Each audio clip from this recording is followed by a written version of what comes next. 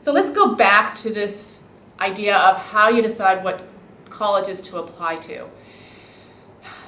You've taken your tests, you know what your average SAT scores are, hopefully you've talked to your homeroom teacher, you know where you stand in regard to your other classmates in your graduating class. Are you in the top 10% of your class, top 20, top 30, top half, top 60%? Where are you compared to your classmates?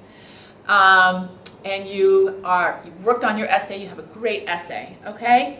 You still have to figure out, you have to finalize your list. So you need to think about who you are and what kinds of schools are going to be the best place for you.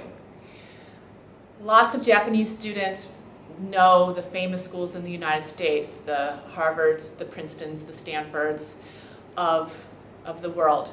But there are many, many other schools. And the Harvards, Princetons, and Stanfords are going to be, for everyone, they're going to be what we call reach schools. And I only recommend that students put one or two of those schools on their list.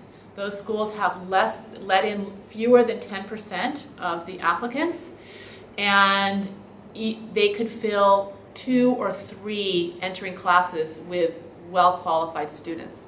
So plenty of very well-qualified students are not accepted to those schools. And we don't know if you'll get in, even if you have a perfect GPA and have perfect SAT or ACT scores. So you need to look and think about yourself and say, okay, I've always dreamed of going to one of those schools, I'll apply to 1 or 2 of those schools. But then for the rest of the schools that I'm most likely to get into, what do I want? What kind of school do I want? Do I want a small school? Do I want a really big research university?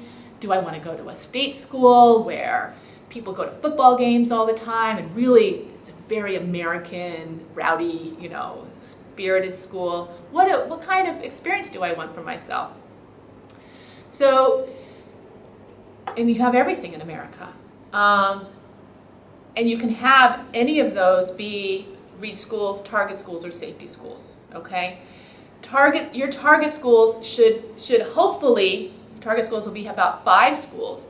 And when I say target, that means your SAT or ACT score falls within the middle 50%, within this average range of the students who are admitted to that college or university, okay?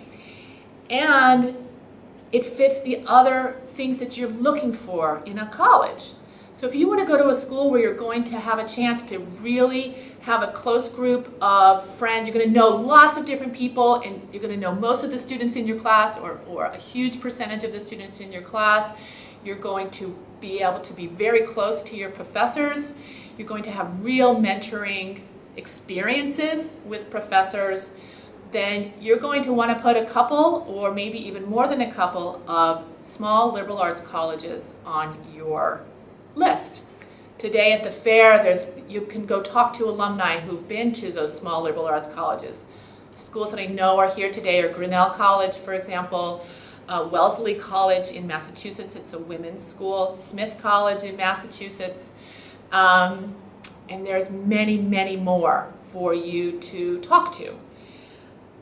There are also within the target range, there's going to be larger schools. There's going to be schools like Tufts University, Johns Hopkins University, Georgetown University. These schools you're going to have many, many more students on campus. It might not be quite as easy to get close to your professors, but